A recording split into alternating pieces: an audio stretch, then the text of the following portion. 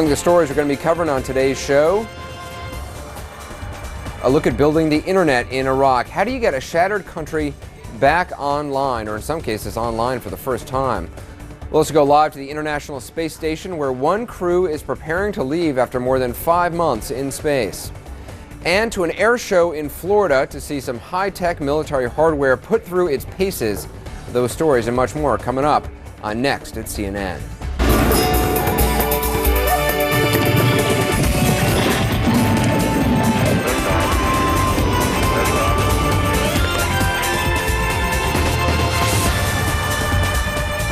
First, we check in on the homecoming of a ship that is winding up a marathon deployment in the Persian Gulf region. The USS Abraham Lincoln is heading home to its home port of Everett, Washington, and our Frank Buckley is on board, and he has a special report for Next on some of the technology on the ship. Afternoon, Frank.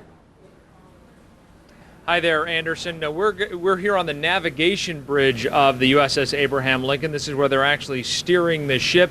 And what we're going to do is show you some technology that's been deployed for the very first time on the Abraham Lincoln and also on the Mobile Bay. It comes in the float coat that I'm wearing. The float coat is what people wear who are out on the flight deck or who are in areas where they might fall overboard and into the water. There are tools in this float coat that will help keep you alive. I mean, one of the things that they have here is this strobe light that is a part of all of the float coats. They also have dye markers and whistles, and these are part of sort of the standard gear of these float coats. But the new float coat has something else, and here to help explain it to us is Lieutenant Bob McClafferty. Lieutenant, tell us about MOBI, which is the Man Overboard Indicator.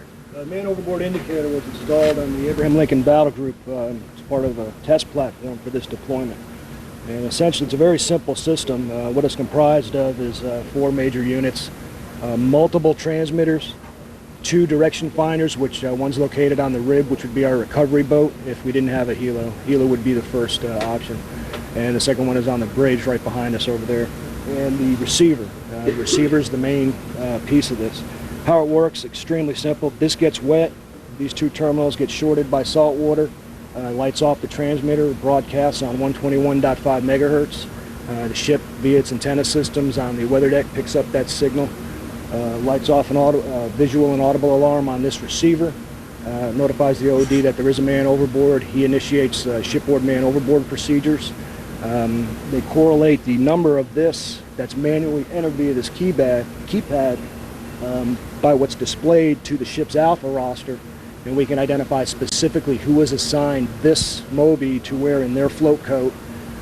If another ship sailor went overboard, we would also get indications that it's not the Abraham Lincoln, however it is an Abraham Lincoln Battle Group sailor who's in the water. And what does it sound like? I can demonstrate it for you. Okay. This long cable is the antenna, and this is the manual operation here. Obviously, we don't want the sailors to do this because it would drive the, it would initiate man overboard procedure. Simply press this, and we should be getting an alarm shortly.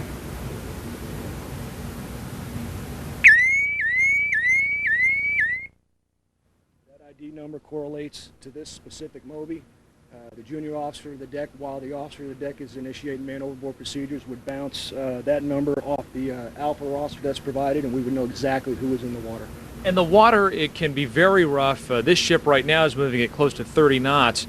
And it takes, what, 5.5 minutes to turn this ship around, and that's why it's important to know exactly where a sailor is, correct? Absolutely. I mean, the ship works, 24 hours a day, and there's guys on the flight deck in extremely poor weather, and not everyone is directly supervised, such as if you're on the flight deck, someone is watching your every movement. Sailors have jobs to do, and sometimes the climate is rough, and people fall overboard. We did have a guy go overboard recently. He was seen. Life ring was thrown by someone who saw him hit the water, and this system worked as advertised. It did go off because he had his obviously had his float coat on. The officer of the deck correlated the number, and the helicopter that was airborne at that time recovered him. So it works. It's a life-saving device. All right, Bob McClafferty, Lieutenant, thank you very much. That's the Man Overboard Indicator aboard the USS Abraham Lincoln, the first time this has been deployed on a warship. Anderson? Frank, just a quick question. I don't know if Bob is still there, but maybe you can answer it. What is it that causes people to go overboard? I mean, is it the weather, is it the rough water, or is it all the stuff that's happening on the flight deck? Well, on an aircraft carrier, you know, Lloyd's of London once said that the 4.5-acre flight deck is the most dangerous 4.5 acres in the world. You have jets that are landing and taking off. At one point, there was a person who went overboard when a jet blast knocked him off of an aircraft carrier deck. That happens occasionally. Sometimes people simply slip and fall, even though they have non-stick surface. There's all sorts of oil and things like that. It's very easy to just simply slip and fall. And the weather conditions can also affect a person's stability on the deck. It's sometimes pouring rain.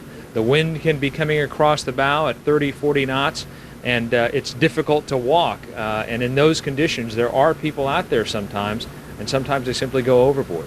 All right, Frank Buckley, thanks very much. Well, in post-war Iraq, some tools like phones and the internet